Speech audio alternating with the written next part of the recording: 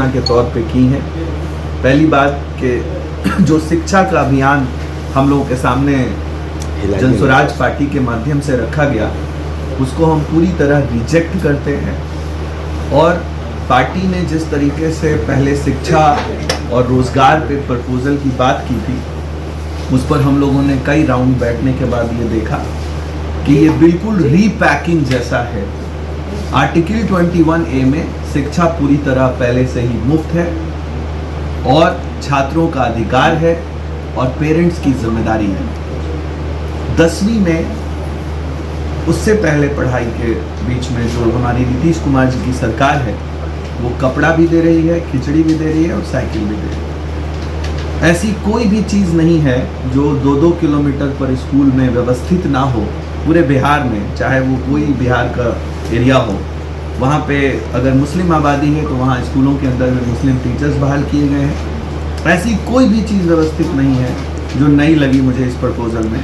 और इस जनता के जो अभियान को पार्टी का रूप दिया गया, उसमें जो सबसे बड़ी मुझे लैकिंग लगी, वो फर्स्ट वोटर जो 18 साल की उम्र का है, 17 से 18 साल की उम्र का जो बच्चा है, जो पहला वोटर बनेगा वो 18 साल की उम्र में, वो इस पूरे अभियान और पूरे प्रपोजल में उससे बाहर रखा गया। मतलब किसी भी छात्र के लिए वहाँ पर कोई ऐसी चीज़ नहीं है कि वो टेक्निकल, पैरामेडिकल और मैनेजमेंट की शिक्षा में कैसे पार्टिसिपेट करेगा। और मैं दावे के साथ कहता हूँ प्रेस को कि जब कोई बच्चा 10वीं पास होगा और रोज़गार में जाएगा तो वो मजदूर होगा, लेकिन अगर वो हायर एजुकेशन का हिस्सा बनेगा तो वो साहब होगा और पढ़ा लिखा शिक्षित व्यक्ति होगा और सरकार से सवाल पूछेगा। ऐसा तो नहीं है कि नई पार्टी जो बनने वाली है वो लोगों को सिर्फ 10वीं तक पढ़ा करके भारत में जो बिहार के 13% ग्रॉस इनरोलमेंट रेशियो है उसको पिछाड़ने का नया पॉलिसी लेकर आइए, मजदूर पैदा करने की एक पॉलिसी लेकर आइए। तो हमें हायर एजुकेशन पर सब्जेक्ट को नहीं रखना पार्टी के मैनिफेस्टो के अंदर में, ये साफ दर्शाता है कि पार्टी आने वाले कथनी और करनी के साथ नहीं काम करेगी। एक दूसरा बड़ा मुस्लिम लीडरशिप हाशिए पर, पहले भी और जनसुराज अभियान के अंदर मैंने मुनाजिर हसन साहब से, मैंने अशफाक रहमान साहब जो मेरे बड़े भाई की तरह हैं, मैंने आफाक साहब से, मंजर नसीम साहब से ये पूछा कि कल प्रदेश अध्यक्ष कौन होगा। उन्होंने बोला कि हमें नहीं पता। जब ऐसे लीडर्स के लीडरशिप को खामोश कर दिया गया और उनसे इतनी बड़ी बात छुपाई गई, तो इससे साफ जाहिर होता है।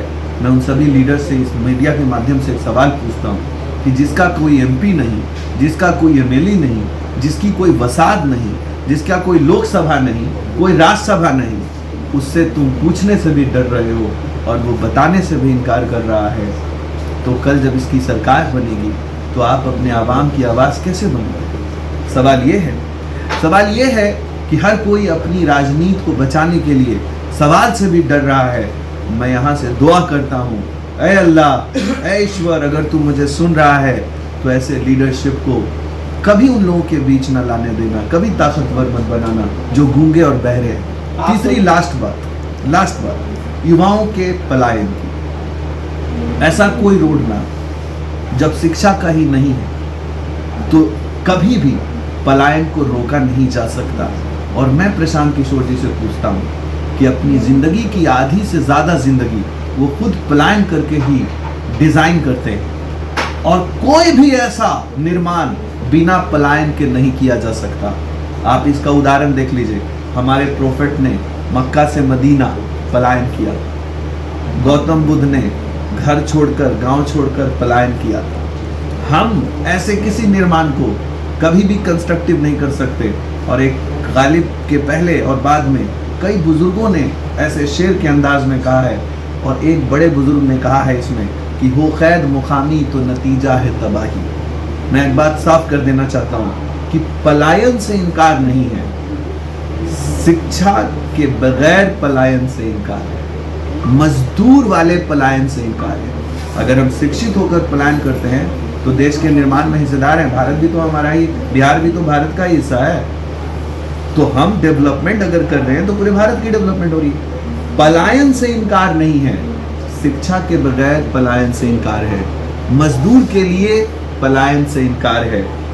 तो ये सारी बातें आज हमने प्रेस के माध्यम से रखी हैं और एक प्रपोजल दिया है 38 जिला के किसी भी छात्र को, 19,000 छात्र को 38 जिला में 500 प्रति जिला टेक्निकल, पैरामेडिकल और मैनेजमेंट में 0 कॉस्ट पे पढ़ाने के लिए गोद लेने का कार्यक्रम चलाएंगे और 38 जिला से गोद लेने के लिए खुद हम जाएंगे 38 जिला और वहां से बच्चे को गोद लेकर उनको हायर एजुकेशन के लिए तैयार करेंगे।